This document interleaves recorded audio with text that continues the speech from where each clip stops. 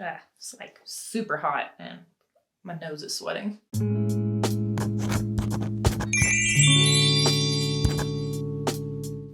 Hey guys, Julia here. Welcome back to another video, and today we're getting into a video that I sort of mentioned in passing in my 2021 bullet journal flip through video. We're finally getting around to it. We're going to be looking at my ongoing reading journal that I started early last year. I've been on again and off again for fun reading probably since high school, which was a while ago at this point, but I fell off and now I'm sort of reading more than I ever have, which honestly isn't saying much. I still think I'm a pretty casual reader, but I wanted to start this reading journal for a few reasons. I have some extra notebooks and my media memory just kind of blows, and I want to be able to keep up with what happens with some of these books and my feelings about them. 3, I think having a journal for reading is in a way keeping me motivated to read. But yeah, I guess more of a sort of disclaimer before we start getting into this. This will probably not be like a proper booktube or bookish video. I do love those, by the way, but I just don't feel like I'm qualified to talk about some of these books. This is sort of a video to give you some reading journal ideas and inspiration, especially if you're wanting to keep it pretty casual, pretty chill. And one more thing, I do want to apologize if the audio is a little weird for this one. I was trying out a different microphone situation and things got a little chaotic, not gonna lie. But yeah, I feel this intro has been quite chaotic as well. So yeah, let's just take a look at my reading journal so far. Okay, so the journal I'm using is this Archer & Olive Traveler's Dot Grid notebook. So let me just grab an A5 for size comparison. So yeah, it's the same height as an A5, just a little bit shorter on the width there. But opening it up, okay, I just have my name here pasted in on some craft paper, and then on the inside cover, I actually jacked this from my Kindle packaging. Love this quote. That's what books are for, to travel without moving an inch. So stuck that in there. And this is not typical Julia behavior, but I usually paste this first spread together because I hate how it doesn't open up all the way. But I really wanted to make use of my binder of scraps and ephemera, so decided to make this fun little cover page that just says reading ... Okay, next up I have my 2021 goals page, and I just have little boxes here to color in every time I finish a book. Super satisfying to do, but yeah, I set the 2021 goal of 15 books, and as you can see, I actually read 25, which, yeah, was not expecting that. On this right page, I don't even leave enough room for all 25 books, but anyway, this page is to track down what books I read, what format the book is in, so physical, ebook, or audio, or a combination of those, the page count, and then my rating for each one. The next spread is my butchered TBR. Grateful for Whiteout, but there's just a lot of books that I would get hyped for, and then after a little bit, just not care. So yeah, TBR list. I actually started this journal in February of 2021, but I still wanted to document my January reads. So this was a good way to document my reading without doing the most. I just have the book cover here, just some quick bullet points about things that I liked for each one. So for Ring Shout, for example, I have fantastic characters, amazing creature imagery, dark and terrifying when it comes to race. Okay, so flipping over, this is where I started to do these sort of monthly divider pages. If the themes look familiar, it's because I decided to do mini themes that are based on my day-to-day bullet journal themes. So the stickers from my Etsy shop and Patreon I used in here. If you see anything that tickles your fancy, I'll leave links down for you in the description. But as far as the setup for this, I have a little days read habit tracker, and I just pull this information over from my bullet journal since reading is one of the habits that I track there. So it's just nice to have it in context here. I have a little chart for stats, just the book title, the author, and the rating. And then at the bottom, I have the total number of books read and then the average rating. As far as each individual book entry, I think you're gonna see quite a difference from these first few months versus a little further ahead when I start getting a little more comfortable with the journal. But sort of the mainstay for the book entries is this little chart where I have the genre here, the page count, the rating, the date I started, and then the date that I finished. And then down below, I just wrote some thoughts, things I liked, things I didn't, what the book made me think about or question, that sort of thing. Then moving on to March, as you can pretty much see the same layout as before. I just liked having these to sort of break up the book entries and have some month-to-month stats. You can see these look a little more interesting. With Ready Player One, I added in some relevant doodles. It just looks a little more dynamic overall. With Midnight Library, which I loved by the way, this one made me cry, which hasn't happened like in forever while reading. Anyway, with this one, I just started adding in decorative quotes here, adding in quotes that I liked from the book. And then I added in any new words that I learned or found interesting and what they mean. It might be a weird thing to be interested in, but I've always just kind of liked vocabulary stuff. And then on the back here, since I love this book so much, I had to write out some more in-depth thoughts. April, I sort of dubbed the month of the novella. It wasn't really planned, and I ended up adding this a little bit after the fact, but there's our little Baby Ducks cover page. And then for these, they are a little bit truncated, sort of like a mixture of those quick January entries and what I was starting to do after, just whatever I felt like documenting for each book. Then we have May. There's another TBR list here. This was added a little later once that first TBR spread got filled up.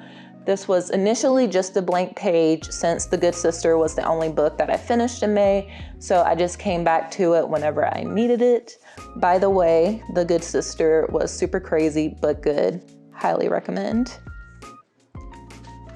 Then in June, the sailboat theme.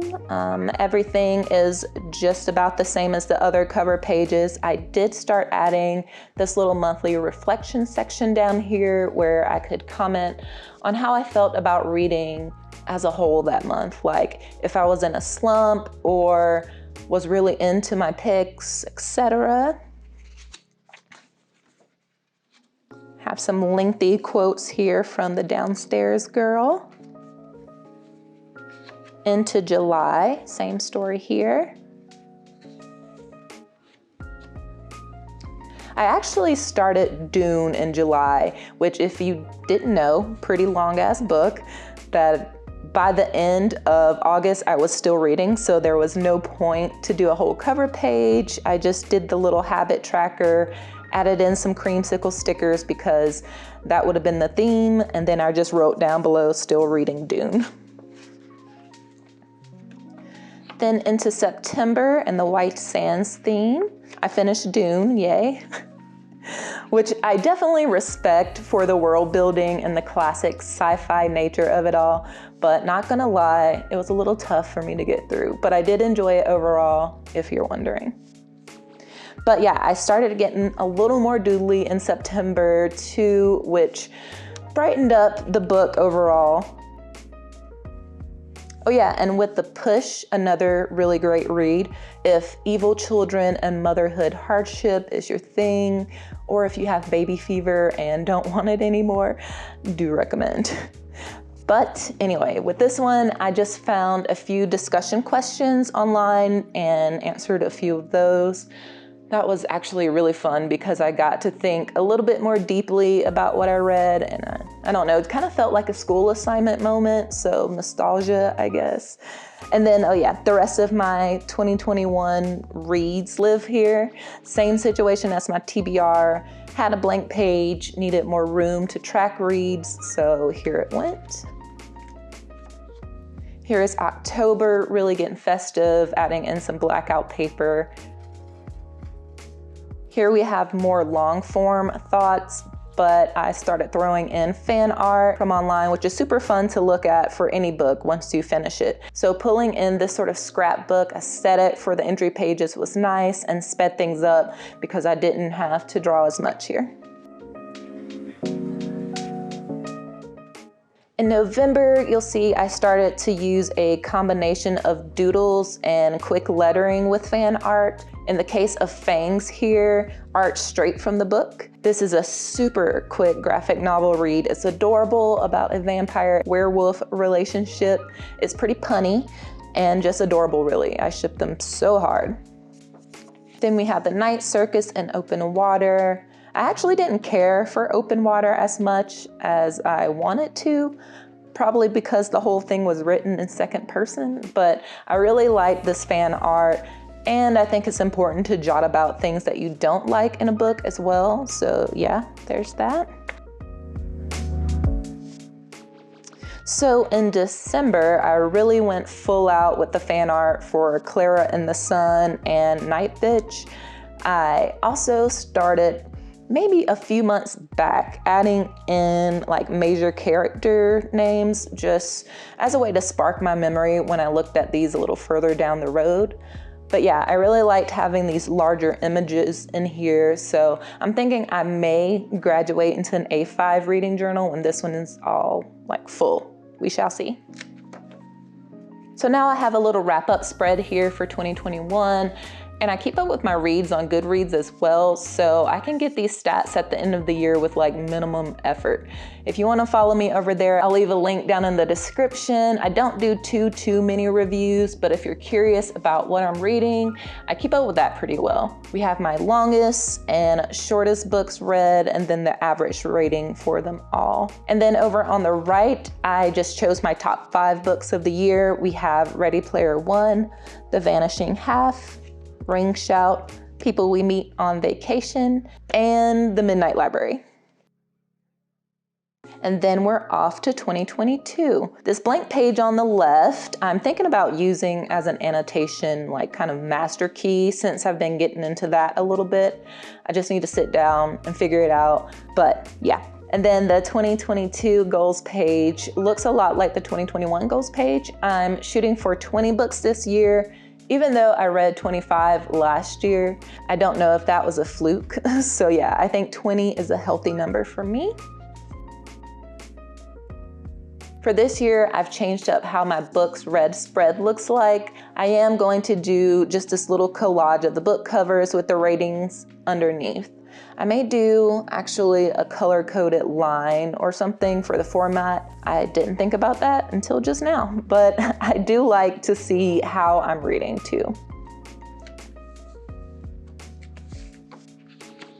Okay, flipping over, we have a new TBR page. I migrated most of the books from the previous TBRs over to this one, so I'm not flipping through a bunch of different ones.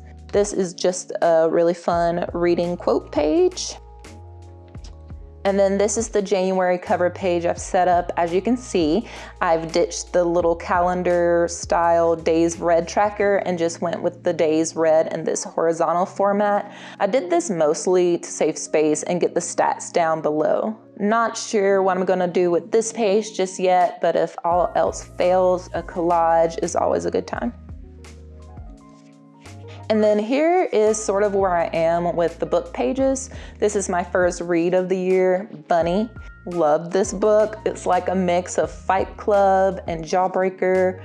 with a little 80s alt vibes. And it's just really kind of like mean funny, I guess. But yeah, I loved it. And I didn't necessarily use fan art for this, just images that gave me bunny vibes.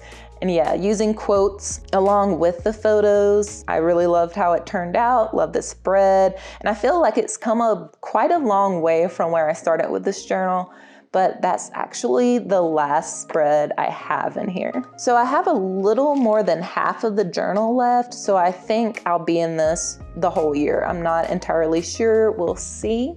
But yeah, I hope you guys have enjoyed flipping through my reading journal so far. Let me know what your reading plans look like for this year, or if there's any books that I need to add to my TBR. But yeah, I guess that's it. Thank you guys so much for watching. Subscribe to keep hanging out, and I'll catch you guys in the next one.